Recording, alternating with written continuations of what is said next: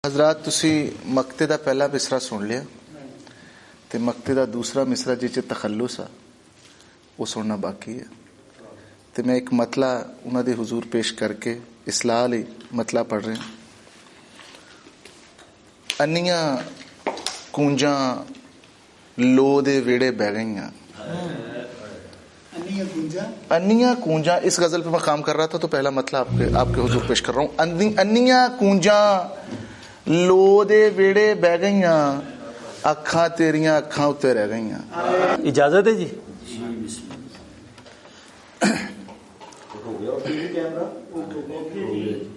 बिस्मिल्लाहिर्रहमानिर्रहीम। गुजारिश है वे कि मैं शायरी ते माशाल्लाह बड़ी सुनी और बहुत अच्छी सुनी। मैं चाहना कि दो चार गल्लां तुहाडे नाल शेयर करा और उस तो बाद फिर असी शायरी वाल भी आवांगे। जिन्नी तुसी आसानी नाल सुन लवो उन्नी मैं पेश करांगा। गल्लां इस तरह ने कि पहली गल तो ये वे कि मैं पैगाम मुहब्बत यूथ विंग दे जिहड़े दोस्त ने मैं उन्हां दा बहुत ज़्यादा मशकूर हाँ। तो जिउंदे वसते रहो। उन्हां साडी जिहड़ी आ पंजाबी ज़बान यानी आलमी सतह ते पंजाबी अपनी अपनी मादरी ज़ुबानां दे दिहाड़े मनाए जा रहे हैं, असी भी मना रहे हैं। और इस मौके ते इन्हां दोस्तां ने एक दिन बनाया है, मैनू बड़ी खुशी हुई। जिउंदे वास्ते रहो। और एक बड़ा अच्छा मुशारा और उस तो पहले रैली सारा एहतमाम किया और सारे ही दोस्त इस कामयाब प्रोग्राम दे लई मुबारकबाद दे मुस्तहिक आ। और मैं दिल दियां अत डुंगियाइयां तो थानू मुबारकबाद पेश करना है। जिउंदे वास्ते रहो। थोड़े जिहड़े काम ने माशाल्लाह अदब के हवाले नाल वो मैं सुनता रहना वा, मुशारे होंदे ने, बड़े अच्छे अच्छे लोग फैसलाबाद तुसी बुलाए इत्थे सुने आ, बहुत अच्छी बात है। अगर असी पंजाब नू थोड़ा पीछे जाके देखिए ना, जदों वारिस शाह नू ये ख्याल आया सी कि वारिस शाह पंजाब दी वंड होसी अद्धा हिस्सा कसूर दा जासिया वे, वारिस शाह ने उदों ही भांप लिया सी कि पंजाब मीसणिया ते घुन्ने लोकां दा खित्ता नहीं, इत्थे बागी और जागदियां सोचां दे लोग आबाद ने। और ये वाकया होण वाला वा। इसलिए 47 जदों तकसीम हुई आ और हर मतलब पूरे बर्रे सगीर जड़ा है हिंदुस्तान आ वो अपनी थां ते रहा। अगर किसी ने धरो होया किते तकसीम हुई आ वंड हुई आ तो सिर्फ पंजाब दी हुई है, ठीक है ना जी, होर किसी खिते दी भी नहीं हुई। मैं मुख्तसर करके यानी तुहानू बिल्कुल खुलासे तो भी अगे पिछे लै जाऊंगा, मरकजी ख्याल ही बयान करांगा जी, छोटे छोटे एक एक दो जुमले तुसीं समझी जाओगे। तो जिसले वंड हुई ना जी उस वेले पंजाब ही ਇਹਦੇ ਨਾਲ ही जो वापरी आ होया और इत्थे पूरा निज़ाम बर्बाद हो गया। साडा पंजाब दो हिस्सों च वंडिया गया और इधरला पंजाब जिहड़ा आ लहंदा पंजाब जिन्हों असीं कहने आ, ਇਹਦੇ जिथे बाकी मामलात मुतासर होए उत्थे ਇਹਦੀ जुबान के हवाले नाल भी इत्थे खासा असरअंदाज होया।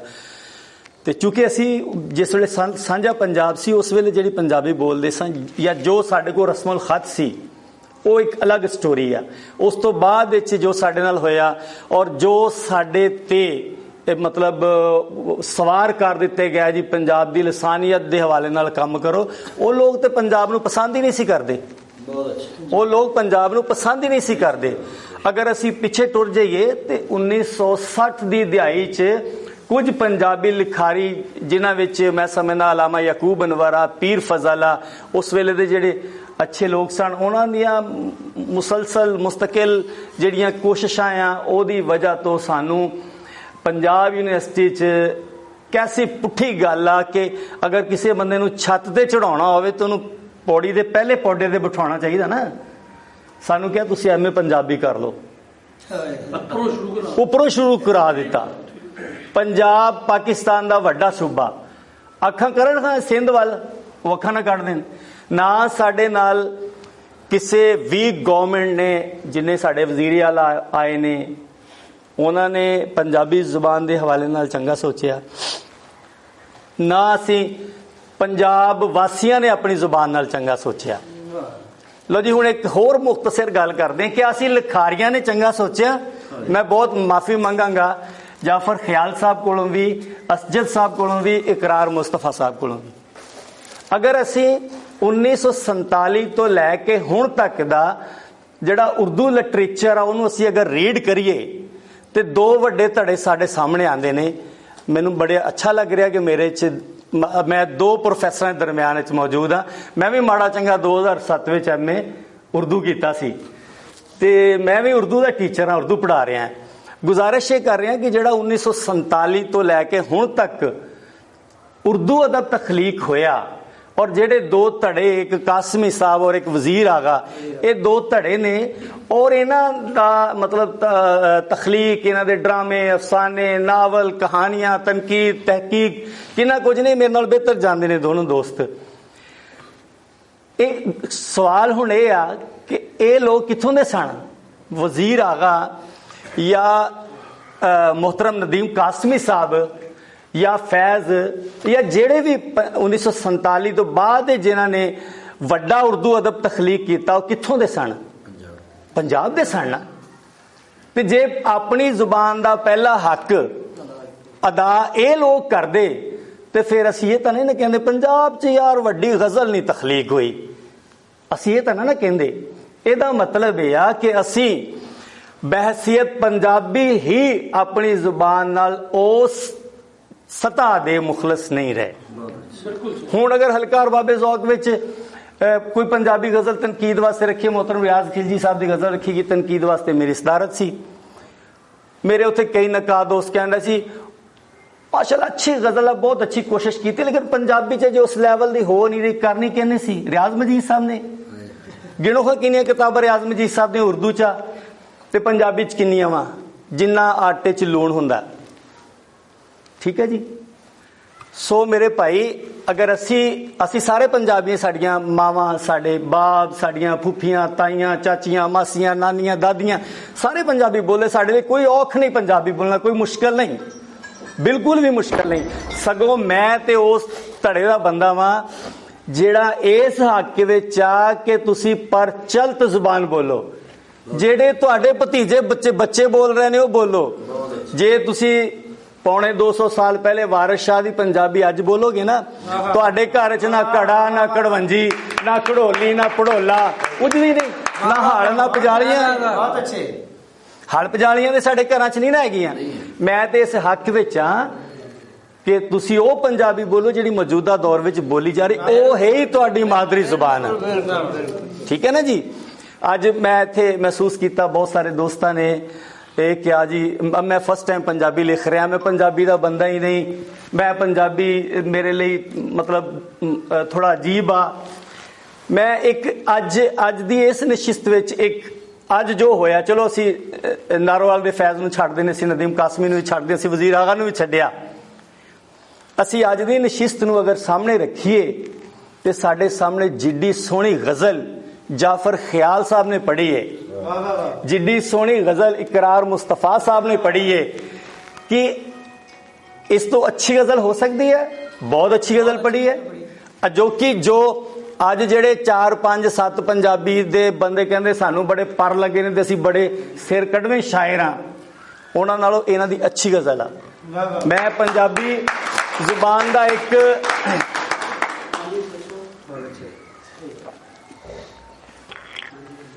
पंजाबी जुबान का एक छोटा जिहा काम होने की हैसीयत नाल पूरी जिम्मेदारी नाल गल कर रहे हैं कि जेड़े 5 7 बड़े फन्ने खां अपने आप को अजकल शायर समझ रहे ने, उन्हां नालों जाफर ख्याल ने अच्छी गज़ल सुनाई है, इकरार मुस्तफा साहब ने अच्छी गज़ल सुनाई है। तो फिर मुश्किल काहदी है? असी पहली बारी पंजाबी लिखी, असी दूसरी बारी लिखी है यार, ये तो तुहाडी अपनी जुबान आ। 4 साल का बच्चा पंजाबी फाजल हुंदा है भाई, ਉਹਨੂੰ ਆਉਣ ਵਾਲੇ ਵੇਲੇ ਦੀ ਗੈਸ ਸਮੇਂ ਦੀ ਉਹਦੀ ਗ੍ਰਾਮਰ ਉਹਦਾ ਮੁੱਖ ਮੁਹਾਂਦਰਾ ਸਾਰਾ ਕੁਝ ਪਤਾ ਹੁੰਦਾ। ਕੀ ਬਾਤ ਹੈ।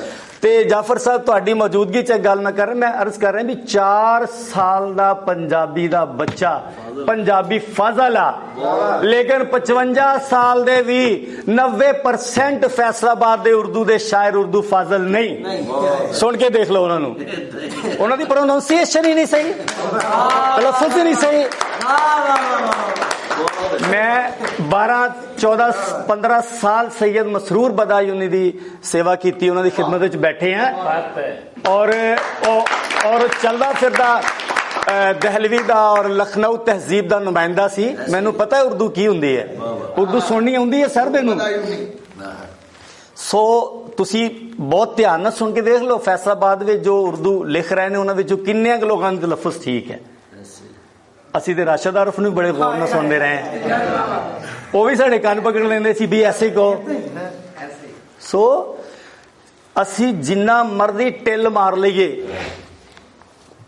ਬਹਿਸੀਅਤ ਪੰਜਾਬੀ ਕਿ ਅਸੀਂ ਉਰਦੂ 'ਚ ਬਹੁਤ ਕੋਈ ਮਤਲਬ ਮਾਰ ਲਾਂਗੇ, ਕੰਮ ਕਰ ਲਾਂਗੇ, ਯਕੀਨ ਕਰੋ ਜੋ ਕੰਮ ਤੁਸੀਂ ਲੱਖ 100 1000 ਵਾਰ ਮਤਲਬ ਉਰਦੂ ਲਿਖੋ, ਅੰਗਰੇਜ਼ੀ ਲਿਖੋ, ਹੋ ਸਕੇ ਤੇ ਫਾਰਸੀ ਵੀ ਲਿਖੋ, ਲੇਕਿਨ ਜਿੰਨੀ ਆਸਾਨੀ ਨਾਲ ਇਹਦੀ ਦਲੀਲ ਮੈਂ ਅੱਗੇ ਰੱਖ ਦਿੱਤੀ ਹੈ ਜਨਾਬ ਜਾਫਰ ਖਿਆਲ ਸਾਹਿਬ ਔਰ ਕਿਰਾਰ ਮੁਸਤਫਾ ਸਾਹਿਬ ਦੀ ਗਜ਼ਲਾਂ, ਜਿੰਨੀ ਆਸਾਨੀ ਨਾਲ ਅਸੀਂ ਆਪਣੀ ਜ਼ੁਬਾਨ ਵਿੱਚ ਤਖਲੀਕ ਕਰ ਸਕਦੇ ਹਾਂ ਕਿਸੇ ਦੂਜੀ ਜ਼ੁਬਾन ਵਿੱਚ नहीं हो सकता।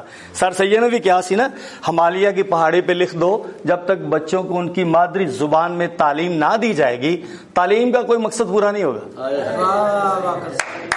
और पंजाबी जुबान कोई हौली हीणी छोटी जुबान नहीं, दुनिया 7000 जुबाना बोलियां जा रही है, 5ਵੀਂ 6ਵੀਂ ਵੱਡੀ जुबान आ।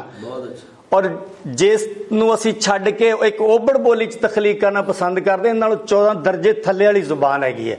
एहसान दानिश कहता ना कि पंजाबी एक तनावर दरख्त है और उर्दू उससे निकली हुई एक कॉम्पल का नाम है। ठीक, मेरे भाई जी पंजाबी जुबान है किसी पक्षों भी हौली नहीं, किसी पक्षों भी नीवी हीणी नहीं, इनू हिक तान के इनू बांह खिलार के बोलो पढ़ो। और साडे हाँ मैं होर भी एक चलो गल करना चाहना है तो बड़ी तलख जही है, एवं अक दी नाड़ वर्गी गल आ। साडे फैसलाबाद दे माशाअल्लाह बहुत सारे ऐसे शायर ने जिन्होंने इंडिया च पजीर आई उन्होंने पंजाबी शायरी की वजह तो मिली है, सगों उत्थे जाके तो उन्होंने किसी दी भी पंजाबी गज़लां पढ़ पढ़ के पजीर आई लई आ। लेकिन इत्थे जदों उन्होंने असीं कहा ना, कह के असीं उन्होंने कह के सुनाया हजरत साहब अपनी पंजाबी गज़ल भी सुना दिओ। अज असद मेरे वीर ने बहुत अच्छी नकाबत की आ, किते मतलब किसी तरह भी तुहानूं मुश्किल पेश नहीं आई सर। तुसीं ना कहो कि मैं PhDयां दे किस मुश्किल से गुजर रहा वां, तुसीं बहुत आसानी नाल बहुत खूबसूरत नकाबत की है, मैनूं बड़ा अच्छा लग्या। मैं मेरे वीर कामरान जाफर साहब बाकी बहुत सारे दोस्त जानते ने, अशरफ आबद भाई मेरे सीनियर ने, इमरान बैठे ने। मैं 20 साल मुसलसल फैसलाबाद 90% करीब करीब मुशायरे की नकाबत की है। ये तो इन्होंने मैंने क्या ना कराया करो यार, हम छड़ दो ठीक है। और मैं फर्स्ट टाइम मैं वो बंदा वा जिन्हें 4 शेर तजम्मल कलीम के फैसलाबाद सुनाए सी, तो फिर तजम्मल इत्थे आन लग्या। ठीक है ना जी। तो और जिन्हें भी अज शायरी 54वीं शायरी इन्होंने नसीर बलोच साहब की सुनाई आ, इन्हां विचों बहुत सारी ऐसी शायरी सी जिहड़ी फर्स्ट टाइम मैं नसीर साहब को सुनी है, जो उन्होंने तखलीक की थी वो फर्स्ट टाइम मैं सुनी उन्होंने को। नसीर बलोच साडे फैसलाबाद दा माण है, साडी जान है। मैनूं उन्हां ते भी गिला सी कि नसीर साहब तुहाडे हिस्से दा काम अजे रहिंदा सी। मैं सुनदा रहा नसीर बलोच नूं, नसीर बलोच ਐਵੇਂ ਜੇ ਵੀ ਬੋਲ ਜਾਂਦੇ ਸੀ ਤੇ ਅਫਸਾਨਾ ਲੱਗਦਾ ਸੀ, ਐਵੇਂ ਜੇ ਵੀ ਗੱਲ ਕਰਦੇ ਸੀ ਤੇ ਮਜ਼ਮੂਨ ਪ੍ਰੋ ਹੁੰਦਾ ਸੀ। ਕਿਉਂ ਸਰ? ਅਸੀਂ ਉਹਨਾਂ ਨੂੰ ਕਹਿੰਦੇ ਹੁੰਦੇ ਸੀ ਨਸੀਰ ਸਾਹਿਬ ਅੱਜ ਸ਼ਾਇਰੀ ਰਹਿਣ ਦਿਓ, ਤੁਸੀਂ ਗੱਲਾਂ ਸੁਣਾਓ ਯਾਰ। ਉਹਨਾਂ ਦੀ ਗੱਲਾਂ ਵਿੱਚ ਵੀ ਅਸੀਂ ਨਾ ਮਤਲਬ ਮਜ਼ਾ ਲੈਂਦੇ ਸੀ। ਤੇ ਇੱਕ ਮੈਂ ਗੱਲ ਸੁਣਾ ਨਸੀਰ ਸਾਹਿਬ ਦੇ ਬਾਰੇ ਨਾਲ, ਅਗਰ ਇਜਾਜ਼ਤ ਹੋਵੇ, ਯਾਦ ਆ ਗਈ। ਇਕਰਾਰ ਭਾਈ ਵਕਤ ਵੇਸਟ ਹੋਇਆ ਮਾਜ਼ਰਤ। एक बारी ना झोक दिता एक इलाका है ਤਾਂ ਜਦੋਂ ਸਕਾਣੇ ਤੋਂ ਆਂਦੇ ਜਾਈਏ, ਤੁਸੀਂ ਵੇਖਿਆ ਨਸੀਰ ਸਾਹਿਬ ਦੇ ਪਿੰਡ ਦੇ ਨਾਲ ਹੀ, ਨਸੀਰ ਸਾਹਿਬ ਦੇ ਪਿੰਡ ਤੋਂ ਪਹਿਲੇ ਆਂਦਾ ਨਸੀਰ ਸਾਹਿਬ ਉੱਥੇ ਚੌਕ 'ਚ ਖੜੇ ਨੇ, ਤੇ ਮੈਂ ਬੱਚਿਆਂ ਦਾ ਸੈਂਟਰ ਉੱਥੇ ਬੰਦਾ ਸੀ ਤੇ ਮੈਂ ਬੱਚੇ ਲੈ ਕੇ ਆਇਆ ਸੀ। ਹਾਂ, ਤੇ ਮੈਂ ਵੀ ਚਲਾ ਗਿਆ ਚਲੋ ਜ਼ਰਾ ਰਾਉਂਡ ਸ਼ਾਉਂਡ ਕਰੀਏ। मैंने देखा नसीर साहब, मैं टीचर ने कहा तू लै जा बच्चे, मैं जरा देख ला। नसीर साहब अगे एक मतलब खातून खड़ी है ते नसीर साहब का बीबी वाली साइड मूँह है, गप्पा शप्पा ला रहे। मैं चलो लाई जा, मैं ध्यान वेख्या भी साड़ी चाची तो नहीं हैगी, ठीक है, क्योंकि उन्होंने मैं वेख्या, वो बुजुर्गों ने वेख्या। मैं वाह देर नसीर साहब गप्पा शप्पा लाते रहे। आखिर मैं टाइम काफ़ी हो गया, मैं अस्सलाम वालेकुम। नसीर साहब पीछे, सरमद चला यार चाह पीने। मैं क्या सर कौन सी? हो तू कहंदा सरमद दी जवानी नहीं देखी।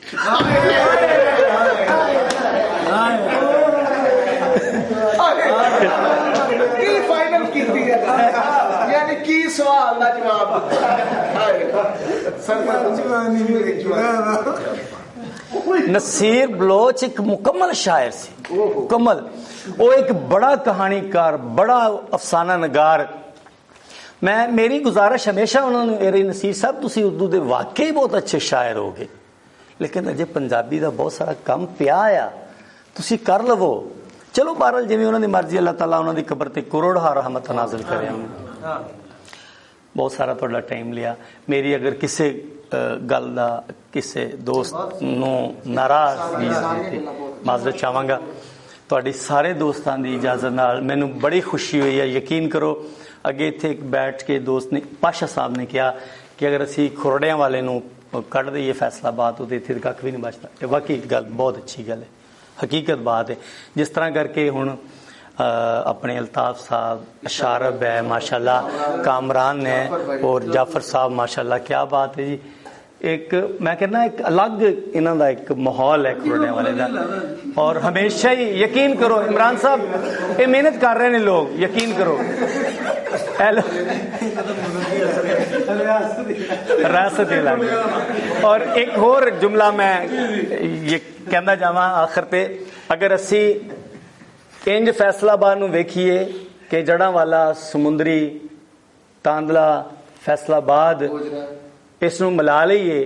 मैं फिर फैसलाबाद की गल कर रहा, इनू मिला लईए। यकीन करो पंजाब विच सब तो बड़ा अदब, नरोया अदब, और फिर ओदे उसलूब के हवाले नाल इत्थे मुख्तलिफ तरह का उसलूब पाया जाता। यकीन करो इत्थे नकली है ही नहीं, है ही पूरी जिम्मेदारी की गल कर रहे हैं। कसूर एक बंदा, मैं दलील पेश करदा ना, कसूर एक बंदा गजल तखलीक कर रहा, ओदे पिछे 99 बंदे उंज ही कर रहे। होर भी कई जिले में, लेकिन फैसलाबाद 18-20 साल तो एएच आतिफ और महबूब सरमद नाल रहने के बावजूद एक दूजे तो अलग अलग। नसीर बलोच, बाबा सतार शाह अलग, इकराम मजीद और फागल मुमताज अलग, नादर जाजवी और आशिक अंग अलग। मैं 20 होर नाम लै सकता है। ये सिर्फ अल्लाह ताला ने इस धरती नूं भाग लाए ने और सानू बड़ा माण है माशाल्लाह। इथों मजीद अजे बहुत ही अच्छा लिखने वाले जड़े आ आणगे इंशाअल्लाह ताला। जिहड़ा पैंडा मैं अपने सीनियर लोगों तो लैके थोड़ा जिहा अगे टुरिया, मैनू बहुत खुशी है कि ये सारे दोस्त जिहड़े ने इस सफ़र नूं लैके टुर रहे ने। की सी रऊफ शेख का शेर पिछले दिनों मैं सुनाया सी कि मैथों निके मैथों भी अगे निकल गए। अच्छा पहला शेर सुनना है, शेख साहब का शेर है। साडा ये प्रॉब्लम है कि असीं पढ़दे ही नहीं पंजाबी जुबान नूं यार। और साडा ते आशिक कांगी मीर बबर अली अनीस दे लागे लागे सी, असीं ओनू साह भी नहीं सके सर, असीं ओनू साह भी नहीं सके। बाकी अहमदपुरी साहब नाल गोजरे बैठे हुए सी, कहंदे यार पंजाबी विच ते मरसियत नोहा ते करबला दे हवाले नाल कुछ लिखिया ही नहीं गया। मैं कहा सर तुहाडे कोल पढ़िया ही नहीं गया या सुनिया ही नहीं गया हैगा। यकीन करो आशिक हुसैन कंग दा अगर असीं ओह कलाम इकट्ठा कर लईए तो एक बड़ा अदब आ। सो गल पता नहीं मैं की कर रहा। रऊफ शेख साहब, हाँ, दरिया दे इस पार तो उस पार तीक सा, डुबदे होए जमीर दी चुपचाप चीक सा, पुरकार लैके मैनू जमाने ने परखिया, मैं दायरे दे विच सा नुक्ता बरीक सा। और मैथों निके इन्हें सारे भी नजर कि मैथों और एज वाइज माजरत नाल मैं एज वाइज गल कर रहा, वैसे तुसी बहुत अच्छे हो। मैथों निके मैथों भी अगे निकल गए, मैं भी ते पहले पूर तो थोड़ा वधिक सा।